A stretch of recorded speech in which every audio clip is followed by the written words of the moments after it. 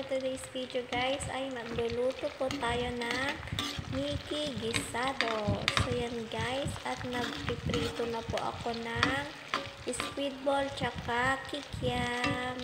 So yan po yung isasahog natin sa ating Mickey Gisado. So yan guys, bumili lang po ako ng isang supot na Mickey dahil nagre-crave po kami ni Hadi, ipapakoy, kaya pagluluto po tayo. So yan guys, at sinet aside na po muna natin yung ating kikiam at saka squid ball. So yan na siya. So yan guys, at magigisa lang po tayo ng ating bawang. Then susunod na po natin yung ating sibuyas.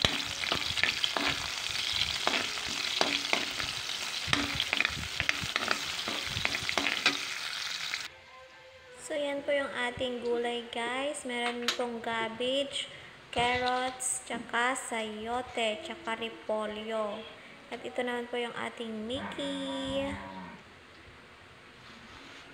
So, meron din po pala siyang onion leaves. So, yan guys. At nilagay na po natin yung carrots. So, pagpasensyahan nyo na po guys. Dahil ganyan lang po yung kanyang Ricardo, dahil po nung binili ko po yung ating Mickey is kasama na po niya yung gulay. So, nabili ko lang po siya ng 50 pesos. Ayan siya guys. Nag-crave lang po talaga kami. Kaya ako napaluto. Guys, gisa-gisa lang po natin yung mga ating gulay. So, pagpasensyahan nyo na guys, hindi po ako expert sa pagluluto. Ito'y tansya-tansya lamang. At naglagay na rin po ako dyan guys ng betchin, tsaka paminta. So, yung ating mga pampalasa.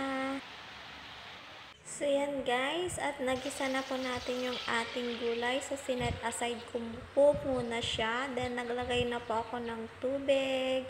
And then, naglagay na rin po ako ng toyo. Yan siya guys. So, kumukulo-kulo na siya guys. Lagay na po natin yung ating Mickey.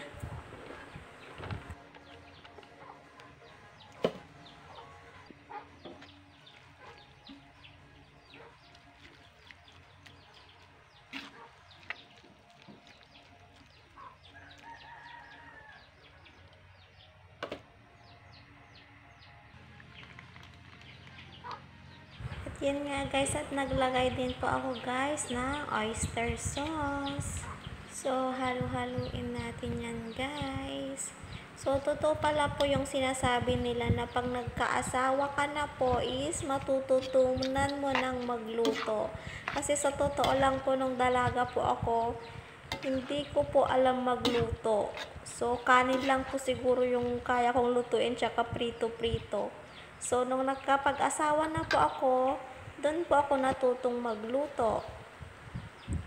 Share lang guys. So yan guys, nilagay ko na nga po yung ating squid ball tsaka kikiam.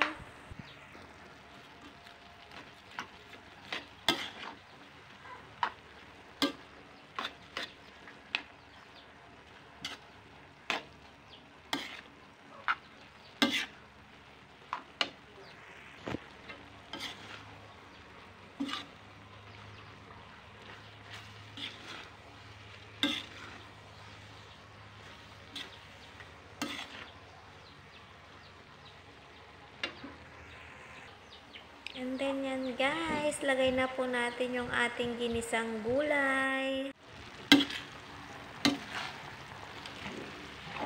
Mabuti pwede. Pag nawala yung meron ako. At yan na nga siya guys. Luto na po no, ang ating Mickey Gisado. Yummy!